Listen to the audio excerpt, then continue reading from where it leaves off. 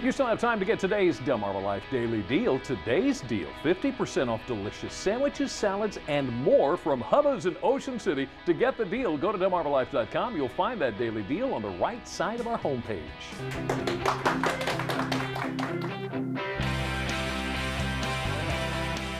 Well, parenting is hard enough, but sometimes we find ourselves in some sticky situations that involve other people's children. Here to talk about parenting etiquette is etiquette expert Nancy Mitchell, owner of the Etiquette Advocate. Thank you so much for joining us this afternoon. Yeah, parenting, oh my goodness, there's no manual, there's no rules when it comes to parenting. Don't we wish there were? It's a minefield, isn't it? It sure is. But sometimes we find ourselves in situations, for example, you know, when another child is acting up. I know when my kids were really little and they'd have a play date over, like, you know, a mom would drop off a child and then that mom would go, you know, go shop, we'll let them play.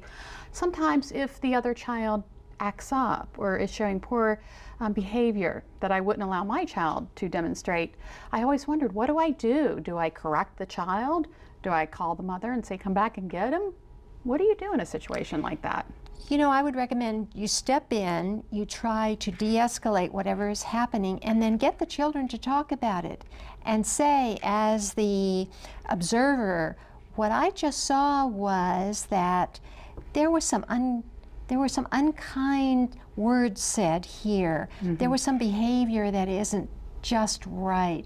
Let's talk about it. And in fact, you're not pointing fingers at either of the children at that point. And you're also being that mentor, the good example, if you will. If you fly off the handle and you accuse the other child, I don't think that that's the approach. What you do is you step in and you become the good example of how you problem solve. Perhaps they were fighting over toys or something, and you talk about how do we both get what we want, but by taking turns or that sort of thing. So you do the best you can in that point of time. And then when the child's picked up by the parent, I would tell them exactly what happened. I would say whatever advice you had given, and see if the other person could also either reinforce that later, if it happens at their house, or whatever. And I'm not saying that every parent's going to have your style, or really say, oh, well done, we're happy you did that. But I think you go with your instincts, and that is you diffuse the situation if two children are fighting or whatever, or you see bullying. I think you have to be the good example. You say, this is not acceptable. Let's figure out what happened here, and what are some better ways to solve the problem that existed that caused that behavior. Now, sometimes it can happen, the bad behavior can happen when the parent is actually there. When do you speak up? When do you say, you know, I don't allow that in my house? I think, or do you? That something has to be done. Your instincts tell you that that isn't correct, even if the other parent's instincts don't tell them that that isn't correct. I would go to the parent and I would say, you know, that was an unfortunate situation that just happened. How should we address that? Let's think of something together where we could talk to the kids before they go home, and maybe the next time that won't happen.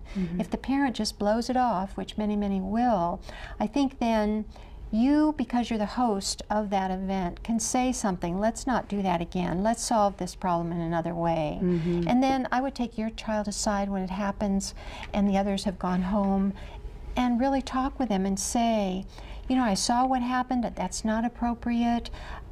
This is what I would suggest. Let's solve a problem in a different way. We're the mentors. We're the best examples for our children. They're sponges when they're small. They're going to pick up the signals from us, and we can't just ignore that. So if the other parent chooses to, that doesn't mean you have to choose to ignore it. Sure. Now, moving into the teenage years, and this is, I don't know if this is really an etiquette question or not, but a lot of times my children will come home and tell me about another teenager who may be engaging in alcohol or drugs or some unsafe situations. Is it my responsibility to go to that child's parents and maybe inform them, or just stay out of it? It's a very difficult decision to make. If you're close to the other parent, I would absolutely call them up and I would say, this is what my son just told me that happened at a particular party. I thought you would want to know this because if it had happened to my son, I would want to know. Just say it that way. You're not, excuse me, you're not judgmental. You're not at that point saying, I want you to say something. You're just sharing the information. You're a conduit. You also need to know that you're getting it through a filter, which was your son delivering the information, if you will. I would share it with a parent because so many parents are in the dark. The other thing is I would talk to your son, daughter, whatever, and I would say, thank you for telling me this. I hope you can always come to me with this information. I think that the important thing is you have those communication lines open between you and your child. That's the very most important thing. I would share it with someone else. I would not go to an authority. No. I would go to the parent, and hopefully they are going to do something about it. If it was the parent of the person who hosted a party, for instance, that person needs to know those people are liable for the behavior and whatever happens within their home. They need that kind of feedback. They may not be getting it from other people.